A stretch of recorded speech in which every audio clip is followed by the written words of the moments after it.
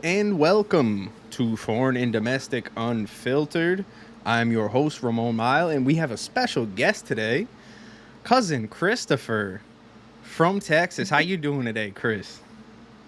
Pretty good, man. How's it It's going? good. It's good. Now, even those who know me very well may not know or hear me speak about Chris often. Chris moved to Texas when we were both very young. He's been down there for at least what 20 years now, right? 24 and a half. 24. So you were that little? Wow, man. That's Yeah, I was like one and a half. that's crazy. Well, it's just wild because like I have really bad memory and but I remember like you being little. You know what I mean? Which Yeah. is wild that I have those memories but like don't remember people from middle school. But like I remember the Aunt Barbara getting on the train. You know what I Yeah. mean? I still have that in my head. It must have, just the trauma, never letting go. Uh, Right. but yeah, so the background story to how we ended up here today and having my cousin Christopher on is I was just doing my normal agitprop posting stuff on Facebook as I normally do, and Chris commented on something. We had a little back and forth, and then I called him and talked to him really about politics ever. So we found that we sort of had some differing views on some things surrounding, coronavirus, individual liberties, stuff like that. So I figured that we'd have a conversation uh, beyond the one that we had on the phone the other day, just to sort of give a more like a realistic take, because I know I see a lot of people sort of in their corners. You got the people who are like the hard line, like, oh, everybody has to get vaxxed. I don't care if you can't feed your family, or you can't work because of it. And then there's people all the way on the other side who are super extreme, like, no one should be wearing masks. All vaccines are evil, and just the meek shall not inherit the earth. All the weak will just have to die, basically.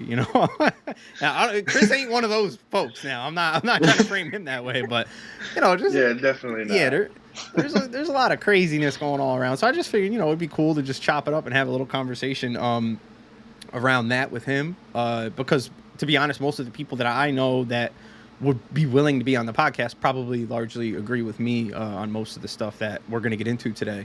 But and then also at the end, I want to pick his brain because Chris is in Texas and there is the Haitian migrant crisis going on down there right now. We've all seen those crazy ass media hits out of there. So I'm gonna pick his brain on that too and see what the temperature is like in Texas for folks living down there. Um, but yeah, so I want to open it up, Chris. I want to paint before we get into like specifics. I sort of want to paint a picture here where um, you know, this pandemic's dragging out here now. We're into the second year of it. Where we at here? 12. I don't know, 17 months, 18 months in, something like that. Yeah. And obviously, we're not having as the crazy amount of deaths that we had at some points to be the first year of it, but we had a decent surge there. It seems like things are starting to cool off in most regions. But so the question I want to ask you, just to open this before we get into the specifics of vaccines or any of the mandates or anything like that, which will probably be the crux of the conversation, is what did what do you think about? I kind of want to roll into it softly. Like, how do you feel Yeah. about masking policy, for example? Like, what do you think that even, regardless of, well, I should just let you answer it. Like, do you believe in like the efficacy of masks, or do you think that it's less than they say, or do you think people should wear them, shouldn't wear them at all, just to get an idea? Yeah. I I usually respect the mask mandate. I mean, here we don't really have our local government enforcing a mask mandate, Hmm. but it's really up to the businesses. Like small businesses could say, "Oh, you need a mask to enter." And like, I'll respect that. Like, I'm okay with it. Right. I don't mind wearing a mask. Like, sure, it does get annoying, but if I have to go in a store, like it's definitely not an issue. Right. Okay. So you're coming from it from the perspective of you're going to just respect whatever someone's establishment wants rather than, sort of trying to assert what some people perceive as like constitutional rights or any of this other stuff. You know what I mean? Yeah. Yeah, I agree with that. I think that's good. But so what about like with just to, again, trying to gauge where you're at with it. Do you see this as like as big of a problem as, a lot of people in the country are making it? Because I know I've spoken to some people who are sort of like, oh, this is a conspiracy. Like all these people aren't dying. You know what I mean? Like, do you think that masks would actually, do you believe in the data that they actually do reduce transmission to some degree? Cloth or N95, like. Right. Yeah, it definitely does. The one thing that I'll never understand is why people walking down the street or driving alone in their cars are wearing masks because they definitely don't need it. Like, that's pointless. Yeah. But if you're in an area with, bunch of people and you're like within a certain amount of distance of each other, like, yeah, like you should definitely respect that. Right. And I want to like reframe it for anyone who's picking up on this. I know these sound like super basic questions, but I think it's interesting because, again, like Chris said, he's in Texas and there's no mandates. So, it's interesting to see, in my opinion, how that, because I feel like the psychological effect of it all, like it would almost be probably a more, I could have a lot more to tell you if you were interviewing me, like the stuff I've observed in New York, because like the mandate's been crazy here. People getting literal, I've seen people getting arguments over them, like, oh, you're not wearing it right, or all, like literally in public to strangers and shit. I think the psychological effect's probably been a lot different. Was there ever any mask mandates at any point in Texas during this whole thing? Yeah, the first 12 months there was. Oh, okay. And that was Abbott put that in place, or was that locales or municipalities? It was our mayor. Oh, okay. And then it tell got people to what a city you're in. Austin. I live in Austin, Texas. So yeah, we have our governor is Greg Abbott, and then our mayor, I forgot his first name, but it's Adler, Mayor Adler. Yeah, I don't. He's an okay guy, I guess. Can't complain. He's an okay. He's a Democrat? Yeah. Yeah, right. Austin's how blue is Austin? Like, you get a rough idea. What is it, like 70%, 60? Oh my God! Let's just say there's too many Californians here. Yeah, no, too many Californians and the liberals that come from Seattle. Right. Now here, so before we keep going, because now that we're on like this overall, like Democrat, whatever, how would you place yourself on a political spectrum? Would you consider yourself, far left, socialist, centrist, center left, like just normal boilerplate Democrat, centrist in the middle of the two parties, conservative, libertarian? Where would you place yourself? I'd say I'm somewhere in the middle, like the way I am. Like some ideas from the left are good, some from the conservative side are good. So, like, I align myself in the middle because you can't go too far one way without becoming an extremist, right? Well, maybe. I mean, that's what Zuckerberg and all of the establishment types like to say. I don't know. I guess some people would call me extreme, I guess, but I do fashion myself as a democratic socialist, but you guys already know that. But all right, so here let's just say that I'm a gun-toting, freedom-loving Texan. Right. All right. No, but here's the thing. I don't know if you've been paying attention, man, but a lot of the left, like the pretty far left now, like I've evolved on this completely, and I know that I know that I surprised a couple of my libertarian friends on this, and they, I think they love it. Like after how crazy everything got last year, you know what I mean? Like I was like, man, I'm probably gonna like think about getting a gun. You know what I mean? Like I'm gonna think about it. I'm gonna definitely consider it because for me it was just a hardcore logic thing. How on my takes on guns in the past, where it was like, okay, there's more guns than people in this country. Like we have a crazy amount of Right. gun deaths. Like obviously, reducing guns would reduce gun deaths, right? So that was just I was sort of agnostic on it in that regard. I didn't really like I wasn't pushing it.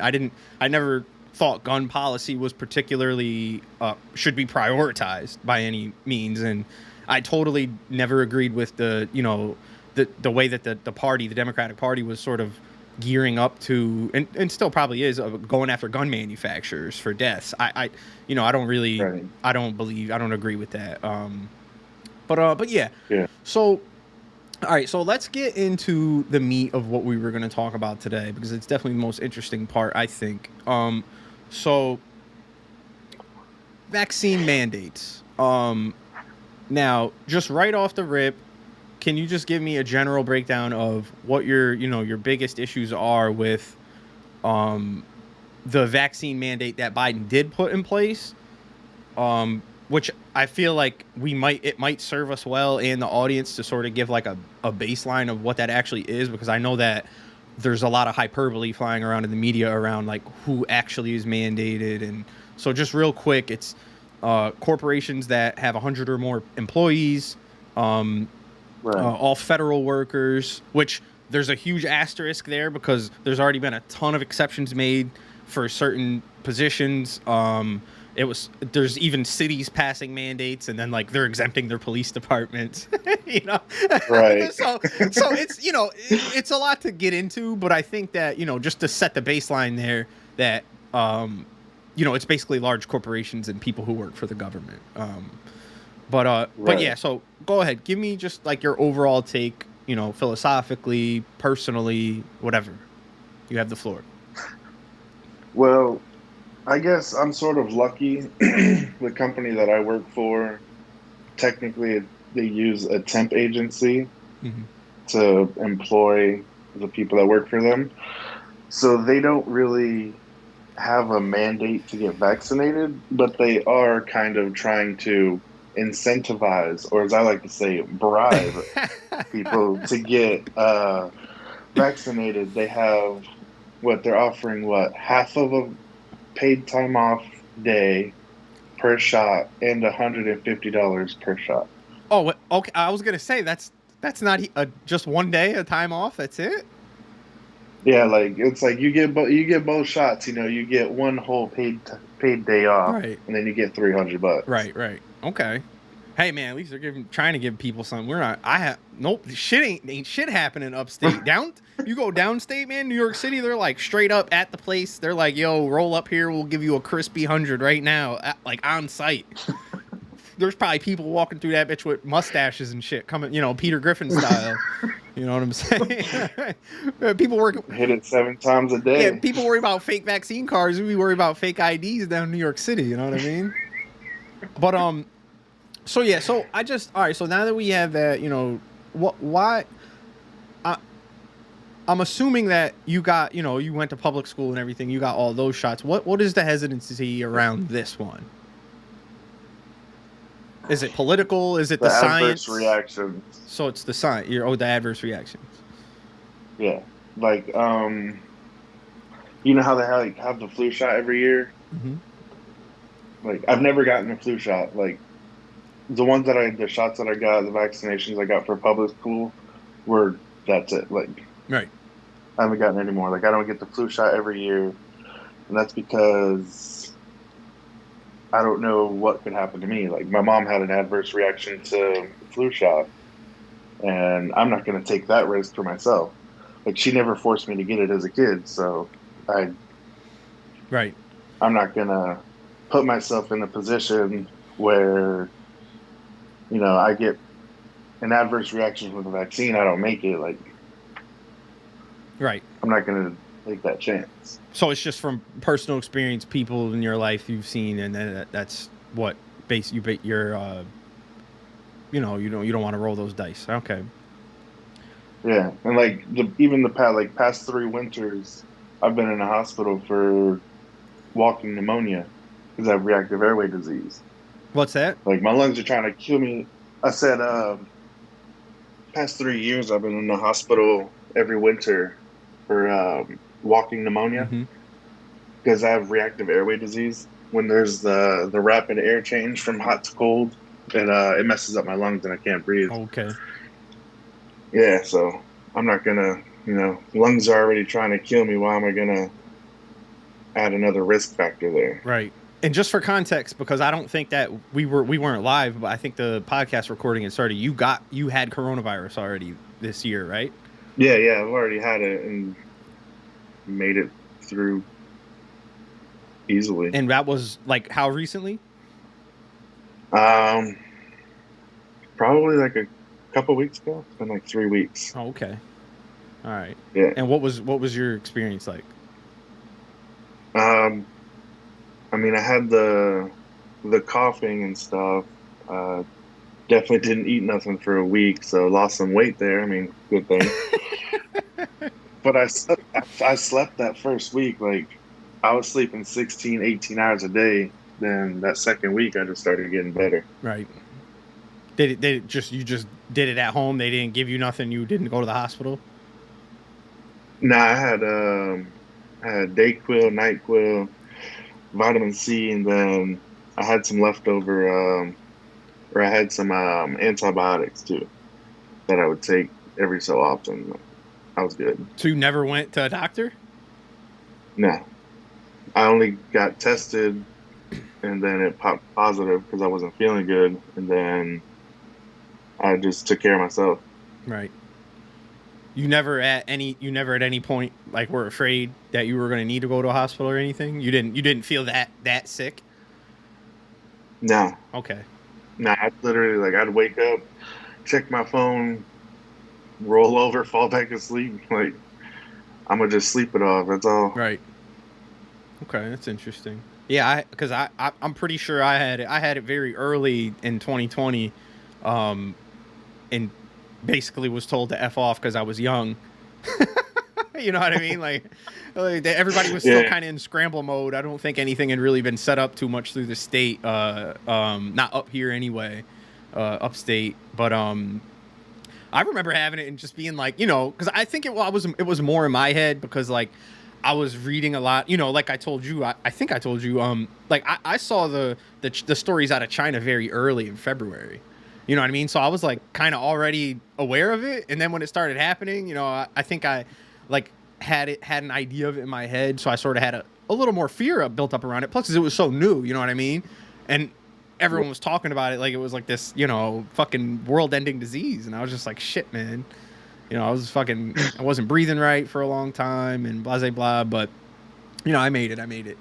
But, all right. So the next question I want to ask you is, so, before you got coronavirus, did you still have the same complete, like, did that change your view at all on the vaccine because of, any considerations for natural immunity or anything like that? Or were you still of the same mind prior to being infected? I mean, before I got it, I swear I was untouchable.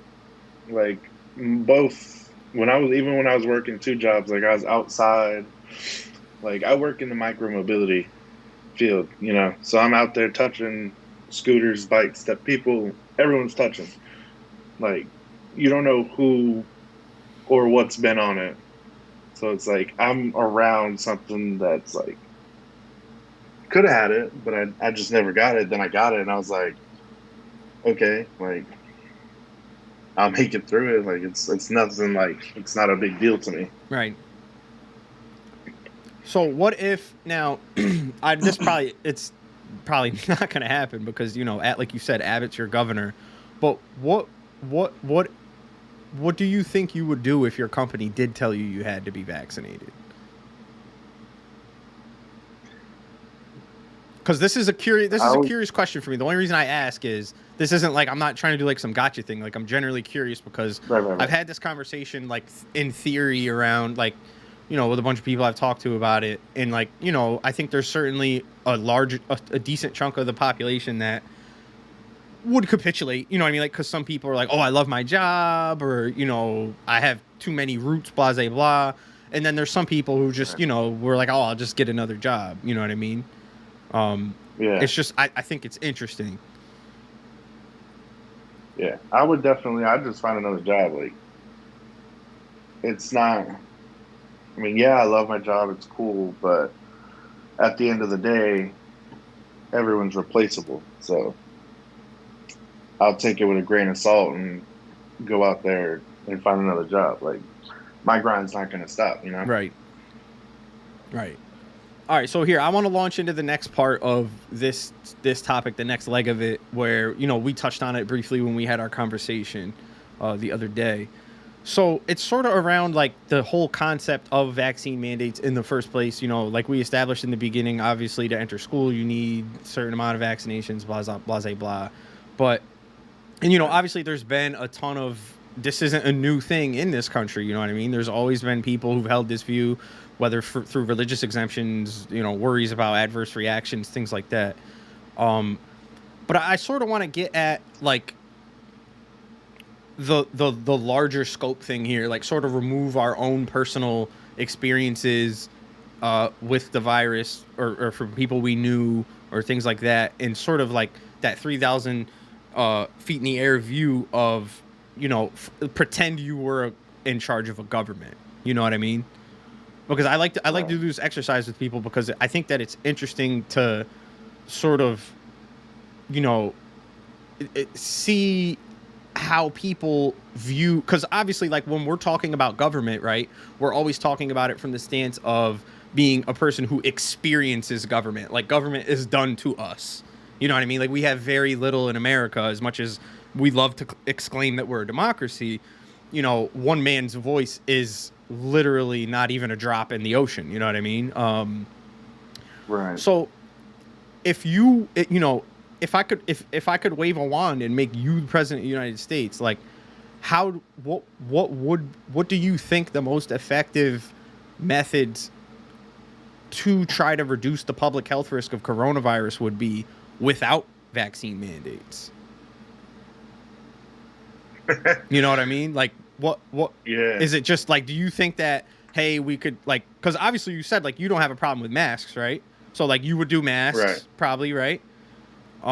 Yeah. Because that's really where, like, when I was trying to say to you, like, my position on it, like, when I got vaccinated, I was just like, I straight up was like, well, yeah, I'm just going to do it because I can see where it's coming. And I know, like, I want to be able to do stuff if I need to. You know what I mean? Like, who knows how far they'll bring it? Because some countries, France, for example, or there's other European allies of ours where it's like, you can't even go to a restaurant in, like, entire regions of France.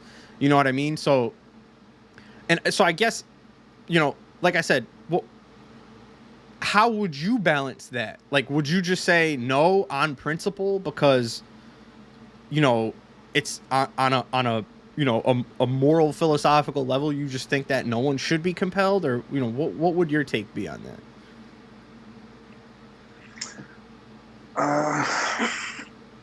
I'd definitely say, like, if I were in that position, I wouldn't force anyone to vaccinate. Like that's a big decision. Like there's a lot of risk factors. There's a lot of things that go into making the decision to get vaccinated. So that's why I wouldn't choose mandating. I mean, I would enforce the mask. No matter how unpopular it would be. Like I have asthma, anxiety. I hate wearing a mask. I'll sweat through a mask. Like if I can handle it, Anybody can. Someone else can handle Right. it. Everyone can, yeah. Well, because that's sort of like, when I mull it over in my head, it's sort of like I was looking at trying to keep that view, that 3,000-foot view the whole time on this, because, I felt it like, the pandemic launched off, like, the George Floyd Wildcat protests were going on last summer. And then we had, a horrible COVID winter. And it's sort of like, it was sort of like a perfect opportunity for me to start thinking in that mindset of, hey, I want to do a podcast or whatever, and sort of putting myself in the shoes of these people, not to excuse the rights or wrongs of what they do, but to get in that mindset of what they think of how, people who have to make these large scale decisions is, and then how I can sort of divine, I can sort of predict ahead, like, oh, this is probably what they're going to do. So here's my question. So if you were that guy, if you were the guy running the country, if you could pick the policy, would you support? And I mean, I know you called it bribery earlier, but I know that I was arguing this very early last year, and you do see some of it. Like, would you consider maybe instead of doing like giving people the stick, offering the carrot, like, hey, I know there's a lot of vaccine hesitant people, like I'll hit you with another stimmy if you get the vaccine. Would you consider more incentives? Because I guess at the heart of the question is, before we even get to that, is you've explained your stance, but do you believe that the vaccine works at all? Like, I'm not saying the way that they sold it in the beginning, because clearly, there's breakthrough infections now. We're talking about booster shots, all this other stuff. But, do you agree that there still is some utility to it, right? Like, or do you just think it doesn't work at all? I mean, I don't think, like, yeah, it's good because, your symptoms might be lessened by it, but, you can still transmit COVID. You can still catch COVID. It's like you're not really blocked from anything. You're not exactly safe. Right. But I'm saying even beyond for you personally, though, as like from that position of being the head of policy, do you think it has any effect in reducing the exponential growth of it because it lessens people's viral loads, lessens people's symptoms? You know what I mean? Yeah. Like, you think it would have some function. So like in Chris's America, you wouldn't not have a vaccine at all, right? Like, there would be one, you just wouldn't push it, you wouldn't offer any stick policy, basically. Right. Yeah, it would be fully optional, kind of like maybe like a flu shot type deal. Right. You get it once a season and like fully optional, like not gonna force you to take this. Right. So do you think, here's another question. Do you think that you would have considered it differently if it wasn't presented with the stick? Like, if it was just left that way, just open, like, oh, here's this thing, you can take it if you want. Because I know some people, like, literally, and I'm not gonna lie to you, like, I thought in the beginning where I was like, like, for example, I was gonna pull up clips for this show, but I wasn't sure if we were gonna go live, and I can't really play videos. But if you remember, because I know you said you've been paying attention to politics lately, like, for example, like the level at which this has been politicized. If you'll remember, very early in the actual 2020 election, or not early, but at the end of the 2020 election, like Kamala Harris, for example, in the Mike Pence debate, where she was asked, like, would you take Trump's vaccine? And she was like, oh, well, I believe the scientists, but like, if Trump said to take it, I wouldn't. Yeah. So like, I know that you don't like Biden. Does that change? Do you feel like that had any effect? Like, you have even a little bit of negative Biden bias makes you less likely to even consider the vaccine?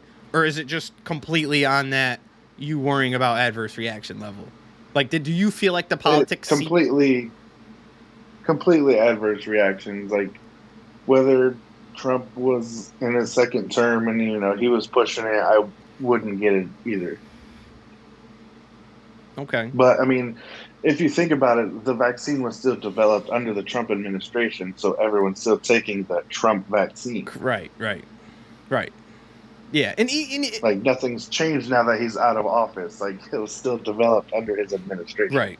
Yeah, at the end of the day, his administration signed off on, the experimental stamp on the, the vaccine that got rolled out under him. Yeah. Yeah. All right, so that's interesting.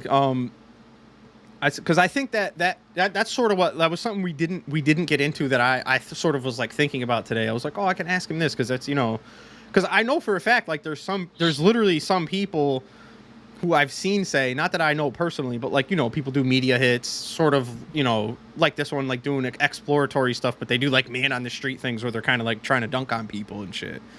And, right. And most of them are like, oh, well, I don't trust Biden, blah, blah, blah. And I see people get mad at that. And it's like, well, a lot of them, like, what Cuomo did the same thing. Cuomo said that openly when he was doing like his fireside chats and shit. Like, he was his Cuomo chats. He was like, yeah, no, I'm going to review it the New York State government's going to review it. Like, I don't trust Trump. And it's, you know, Yeah. He like pretty much condemned it, and then right.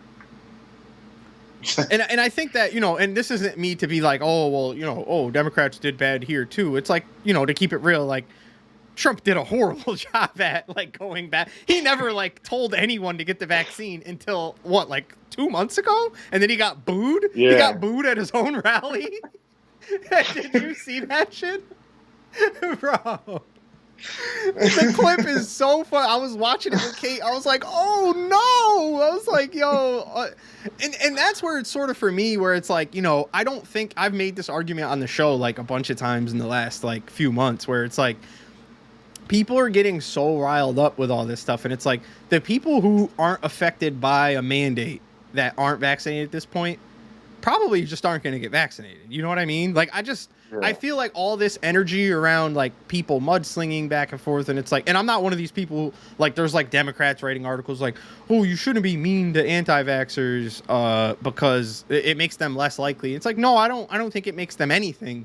Like, this has been a long time. Like, the people who don't want it just don't want it, man. I don't really, like, I feel like we spend so much time around talking about like people's willingness to do this or that on this topic, where it's like, you know, and this sort of rolls me into the next part that I want to touch on. But, you know, I don't think that there's like a ton of utility in that, because, and that's, you know, I think there's more to be gained by just like having normal conversations like we're having right now, where it's not like, you know, like I'm genuinely curious what you think. I'm not just being like, oh, well, I have all the facts, and you know, I'm gonna just hand you a fact sheet here, sir. You know, like, you know, you're not a dummy. You're smart. You pay attention to politics.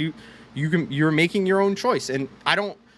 And I know that some people watching this, people will see this and be upset and be like, oh, why are you, you know, what? And it's like, no, because it's interesting to me. I'm gonna talk to people and talk about things that I think are interesting and that I can present a unique perspective on. And I don't think we really get a lot of opportunities to see conversations like this. So, right. Especially civilized conversations like this. Right. And of course we have the added benefit of being family as well. So. Hey, some people just cut their family completely out for different political views. Oh yeah, 100%. I've seen a ton of it just over vaccines, man. You know, I won't name any names, but I know some people who were like, "Oh, if you're not fucking vaccinated, you can't like come see my baby and stuff like that." And it's like, well, you know, I mean, I get it, and that's the thing. Like, you know, that's another personal boundary. You know what I mean? But it makes things sticky, and I get how, you know. So I understand it. Like, people get touchy around things, but it's like I think a lot of that is like hangover from a lot of like older generations who like had that idea around like, oh, you don't talk about politics. And it's like, well, no, you fucking should.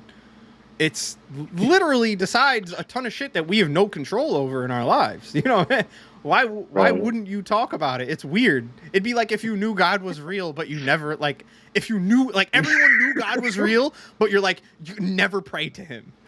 Never fucking ask him for anything. You know what I mean? Like, you get what I mean?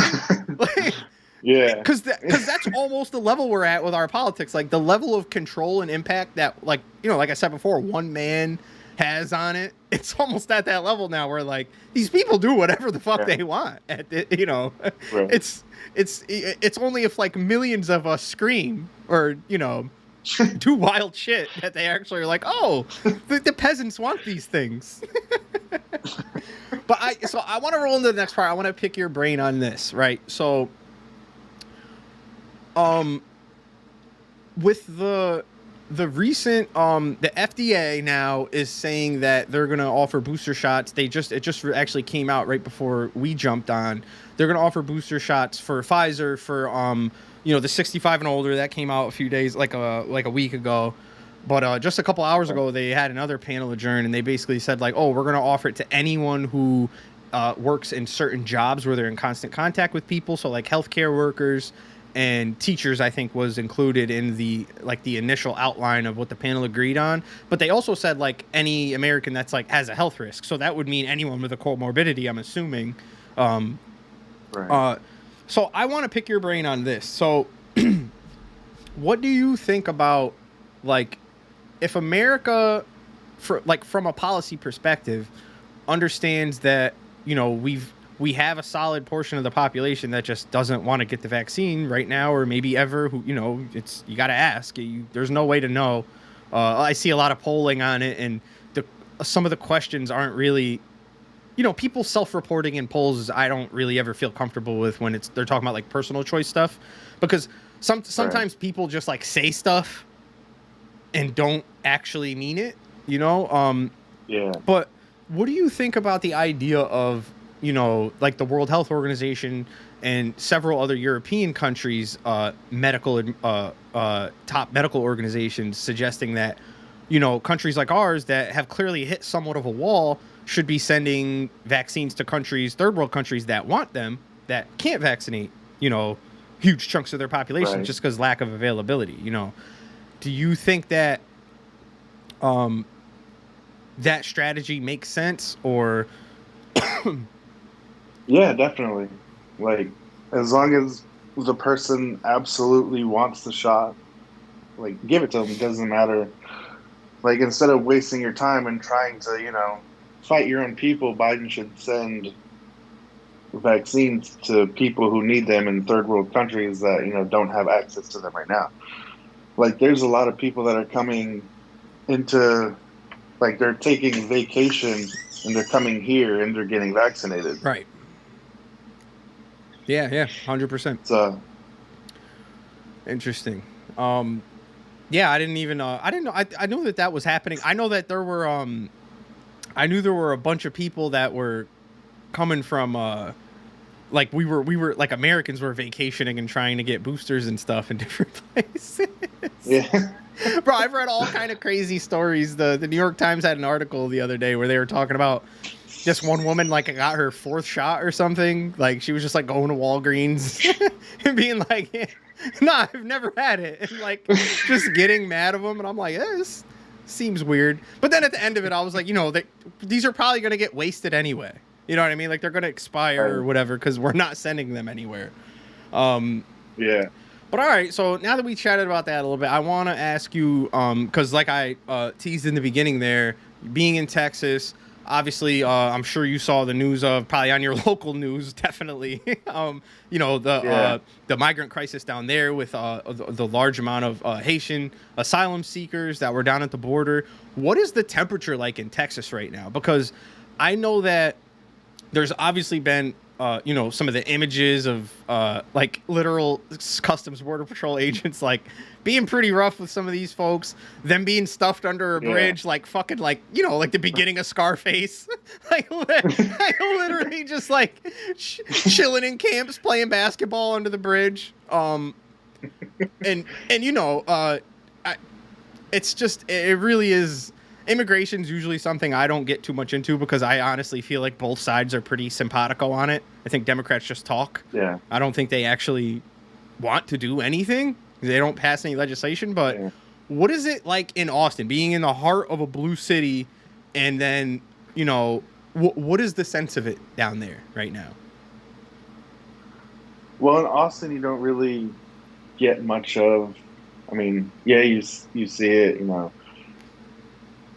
if you've been around for, since Austin pretty much became a big city, then you'd know about, the way that immigration works here. But it's mainly in the border towns that it's a big problem. So it's not so bad here. And they usually kind of migrate towards like East Texas, like, out in the ranch type cities. Right. So what do you got? I'm saying you're in a Democrat bastion in Texas. Are there people who are clamoring for sanctuary cities down there? I'm pretty sure Austin is one, is it not? Or no, it's not, right? You guys can't have that by state law. I don't think it is anymore. Was it at one point? It was, wasn't it? Yeah, at one point it was. Not really. We have people, they're more focused on the abortion law that was passed here. Right. So they're not really focusing on other stuff. They have one-track minds. Right. Where now that you bring that up, where do you fall on that? What do you think about that? I definitely don't agree with like it comes down to choice. That's all like Right. definitely choice, like 100%. Right. So you're just libertarian all across the board as far as personal decisions then. Yeah. Okay, that's interesting. And that's something that I bring up too when I talk about these social issues like that, because I know like I mean, you met Kate. Kate's like can be pretty socially conservative in some areas. But obviously like, she's pro-choice, all that kind of stuff. But I think it's interesting that I think there's a lot more crossover, not just on like the left and the right, but all the smaller little the ways that the spectrum breaks up into little smaller slices along the way from the far left to the far right. And abortion's definitely one that I feel like our generation isn't really like, it's not a question. You know what I mean? Like it's not Yeah. it's not a fucking question. You see all these like young Republican groups and colleges all over the country and stuff, and they're still like trying to like hold that torch, and it's like, bro, there's like 10 of you. Like I don't think I don't think this shit is, I think this shit is like astroturfed. Like in 30 years it's not even going to be a question. Yeah. But yeah, so so here now we're getting near close here. So I want to ask you this, and again, this isn't. I'm not trying to be like a gotcha. I'm genuinely trying to see like what your answer would be. So if tomorrow Joe Biden came out on live television and was like, "I will give you $5,000 to get vaccinated," would you do it? $5,000? No. You wouldn't do it? Can't do it. You wouldn't do it? Is there any $20,000? Would you consider? No. Would you consider it? Would you sit down and think like, or you just be like, nah? I couldn't do it. Couldn't do it. All right, that's interesting. I'm just curious because I know I literally have seen people say like, like I would do it for a stimmy. That's why I bring it up. Like I've literally seen people say that shit, bro. I've literally seen people say it. I just think it's interesting. Oh man. I mean, the way I see it is, if I die, what's that money going to? My funeral. Right. But so, have you had any adverse reactions ever though, or you just think you're just worried about that because you have seen it in real life before? Yeah, it's just that risk factor, and especially my lungs are already trying to kill me, so I'm not gonna put myself in a position to where I'm choosing to, go a route I might not come back from. Right. Okay. So last question, because we didn't really get on this, and this sort of rolls into that, that idea that we were touching on before, like offering the World Health Organization recommending that first world countries send vaccination doses to third world countries to try to lessen the mutation rate of these viruses, because as we all know, like Delta came out of India. Well, I shouldn't say came out of India. I don't think they know exactly where. I haven't seen it anyway, where exactly it came from, but it definitely it kind of exploded over there. Yeah, cooked up hard in India before it came here. Yeah. It definitely like was lifting weights and shit in India. But so what if like tomorrow, like some fucking like Elon Musk came out and was like, "Yo, I got a vaccine. This shit is dope." And there's some new strain that like literally kills everyone. Like there is no scenario in which you would ever consider it at all, ever. Like, even if it wasn't anything attached to, obviously this is extremely hyperbolic here, but I'm saying like, if the mutation was to get crazier, basically is what I'm saying. Right. Like I just saw my co-host sent me a data model that there's some people that are predicting that this winter won't be that bad and that shit could be fizzling out. But if they're wrong, which a lot of those models have been wrong, like, what if some crazy ass shit comes out? You still wouldn't, because you just take the chance of not just not getting it at all ever? If there was a variant that came out to where you start hemorrhaging blood from every like hole in your body, then maybe I would. Right. Okay. Like it would have to be like extreme symptoms, Like basically 28 almost days the later. start of the zombie Yeah, I was apocalypse. gonna say like 28 days later type shit. Yeah. All right, man. Oh, Jesus Christ. All right, so cool, yo. So we're gonna break off here because I have a ton of other. Oh, before you do, I just want to say one thing. I'm sorry. Go ahead. Because you said anti-vaxxers. Yep. So I find that term funny that everyone who has gotten every other vaccine, like growing up, like the school vaccines that we talked about, Right. like just because we oppose one vaccine, we're still classified as anti-vaxxers, which that's not very logical. Right. But I think Because anti-vaxxers oppose every vaccine, like not Right. just one. But I think the logic working the other way would be that you were a child and had no choice in that. You know what I mean? Like you didn't make a choice. True. Your mom and dad brought your ass to But a then pediatrician. you didn't have an option because you weren't able to go to school. Like you could do nothing. Like Right. But that's what I'm saying. It ultimately comes down to what your parents' choice would have been then anyway. That's what I'm saying. You know what I Right. mean? Because conceivably, some parents, Yeah. whether it was mandated by schools or not, would have still done it, and there's no way to know who those people would be. But I get what you're saying. You're saying why are they saying that? And I don't really. I think that like. There's like, for example, like, Kate was a little hesitant and stuff. Like she got it because she was just like, all right, well, we're going to send the kids to school. And if, there's all this data around you being way less likely to die or become severely ill, I'll get it. You know what I mean? Cause she touches people all day. Right. She's a massage therapist. right. So it's a whole nother ball of yarn we won't get into, but oh man, but no, it was good chopping it up with you, cuz. We gotta do some little fuck arounds more often. Yeah, for sure. I gotta make my way up there, man. I haven't been up there since what, 2016 or something? Yeah, it's been a while, brother. It's been 2015. Yep. I got an RV now. You have a ton of privacy, nice comfy bed. You pop right up. You have you right in the backyard, brother. Yeah, definitely got to make my way up. You there. won't have to sleep on the hot couch. I don't have any extra bedrooms.